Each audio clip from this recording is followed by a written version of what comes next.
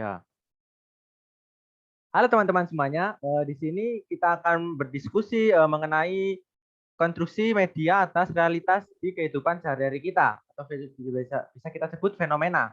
Nah, untuk sebelumnya kita akan memperkenalkan diri siapa saja yang di sini. Yang pertama saya sendiri, Andre Febrian Arianto, lalu ada teman saya Alifian Firmansyah, Safani, lalu yang ketiga ada Sinarjona, lalu yang keempat Torik Budha Setiawan, dan yang terakhir adalah Muhammad Allah Yoda Hidayat. Nah, untuk sekarang ini kita masuk dalam penjelasan apa itu sih konstruksi media atas realitas, bisa dijelaskan oleh Sinar Jonan. Media mengkonstruksi atas realitas di sini, media itu bukanlah entitas yang mencerminkan realitas atau fenomena sosial, tapi media adalah agen yang melakukan konstruksi realitas. Jadi media bukanlah menunjukkan ini loh yang terjadi di masyarakat, justru media mempengaruhi pemikiran masyarakat tentang sesuatu. Dan media mengkonstruksi informasi dan mendistribusikannya juga kepada masyarakat, sehingga media tidak mungkin melakukan peranan yang netral. Jadi ibaratnya terlalu naif bahwa kita menganggap media harus netral atau bahkan memaksakan media itu harus netral. Nah, contohnya di kehidupan bermasyarakat adalah misalnya media atas realitas ini kita bisa lihat media menggambarkan seseorang yang bertato, gondrong, dan bertindik selalu digambarkan oleh media itu adalah orang yang bandel, tidak disiplin, tidak rapi. Digambarkan selalu negatif terus. Padahal realitanya menurut saya tidak demikian. Bertato, bertindih, dan gondrong belum tentu orang itu selalu negatif. Karena realitanya orang-orang seperti mereka menurut saya adalah karena mereka ingin mengekspresikan diri mereka tentang sesuatu.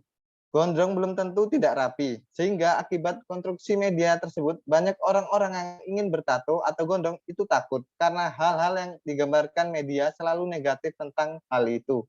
Nah, dan di sini juga teman-teman saya akan membagikan contoh lain fenomena di kehidupan bermasyarakat. Baik, dari saya, fenomena konstruksi media ini menjadi suatu fenomena yang harus diperhatikan. Karena menurut saya secara tidak langsung ini akan menentukan pola pikir kita.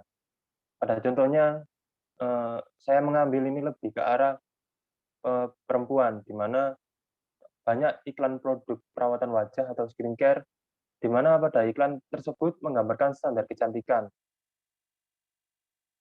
di mana yang kita ketahui kecantikan itu tidak memiliki standar ataupun konsep yang ideal. Pada iklan produk biasanya akan menggunakan model-model yang memiliki cantik, kulit yang putih maksud saya, lalu cantik dan memiliki rambut yang cerah dan lain-lain. Padahal menurut saya untuk menjadi cantik itu tidak perlu selalu mengikuti bagaimana media menggambarkan standar kecantikan tersebut. Karena kecantikan lahir dari diri yang berpikiran positif, sikap yang tidak mengotak-kotakan orang lain, dan hati yang jauh dari energi yang negatif. Ya mungkin hal tersebut untuk mendapatkan profit bagi produk-produk tersebut. Akan tetapi secara tidak langsung, hal tersebut telah mengkonstruksikan standar kecantikan yang ada. Nah, begitu kalau menurut saya. Oke, sekarang giliran saya. Saya akan memberikan contoh fenomena yang terjadi di kehidupan sehari-hari. Itu contohnya seperti ini. Saya mengambil di dalam sebuah media itu kan ada tuh, saya pernah lihat di dalam sebuah media itu dia tuh mengkonstruksikan bahwa gini, ada seorang perempuan atau seorang cowok-cowok pun bisa, laki-laki perempuan itu yang mengatakan gini, bahwa kalau dia menikah muda itu media itu mengatakan kalau dia menikah muda, dia itu akan bahagia atau bisa kebahagiaan itu terjamin. Padahal semestinya itu toh kebahagiaan itu bukan tercipta karena bukan saja diciptakan dengan kita menikah usia muda atau dengan menikah saja toh. Seperti itu teman-teman. Lah, eh, jadi apa namanya, terciptanya kebahagiaan itu bisa juga karena hobinya kita atau kita melakukan hobi kita atau hal-hal yang menurut kita itu senang, itu kan bisa terciptanya kebahagiaan seperti itu. Jadi tidak bisa disamaratakan bahwa kita melakukan hal pernikahan itu bisa terjamin menikah,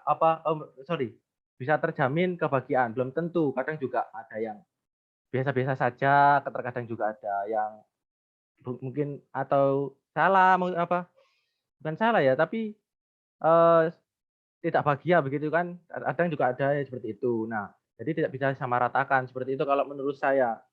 Nah, eee, padahal hal yang mutlak itu, yang harus dimiliki orang berasal dari diri sendiri itu, kebahagiaannya itu. Jadi tidak bisa kita melihat dari cover-nya, oh orang ini bahagia karena menikah, bukan seperti itu. Jadi orang itu yang mengetahui diri sendiri dia sendiri bahagia atau tidaknya, seperti itu sih kalau menurut saya.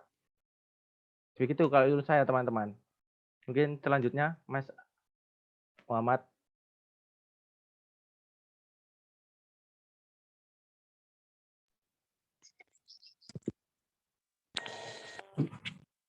Ya Mas,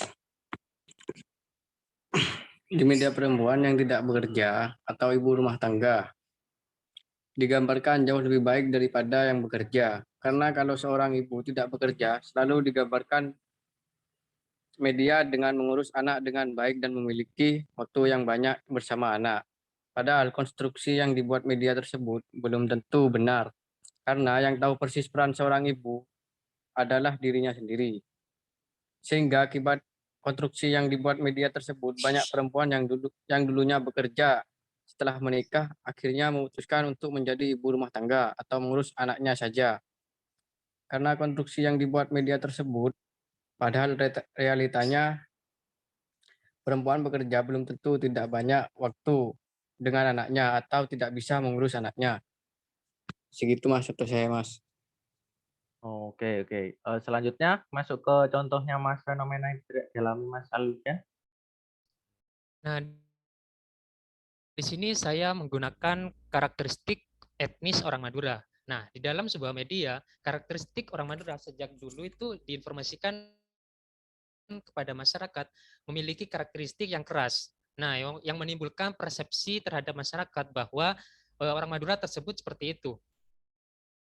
Media itu sudah mengkonstruksi atau mempengaruhi pola pikir masyarakat mengenai hal tersebut, yang berpikiran bahwa sebagian besar orang Madura itu memiliki sikap yang keras.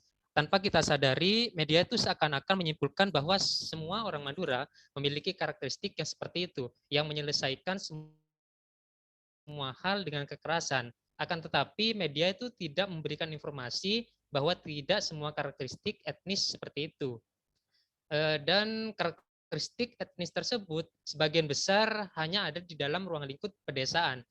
Akan tetapi pada ruang lingkup perkotaan, karakteristik keras itu tidak ditemukan, yang pada hakikatnya karakteristik etnis terutama orang Madura itu tidak semuanya sama atau berbeda. Jadi kurang lebihnya seperti itu contoh dari saya. Oh, baik. Berarti tidak semuanya seperti itu ya? Oke Ya, oke. Mungkin benar. ada lagi yang mau menanggapi dari penjelasan kita masing-masing? Seperti siapa Mas Donan, Mas Tori, yang menanggapi satu sama lain? Tidak ada ya? Mungkin aku ya mau menanggapi Ya, tentang etnis Madura tadi. ya, Nah, kita ketahui kan kalau seperti di TV-TV kan ya, ya. itu orang Madura itu digambarkan mempunyai logat bicara yang diulang-ulang. Nah, ngerti nggak? Kayak Hmm.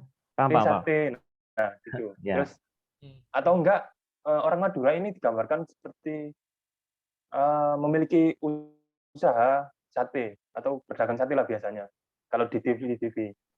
Padahal kenyataannya di masyarakat kan nggak selalu mempunyai logat yang diulang-ulang, tidak selalu memiliki usaha sate. Gimana untuk Benar Mas nggak? menanggapi Mas Alfian? Ya, kurang lebihnya seperti itu. Memang benar. Jadi memang dari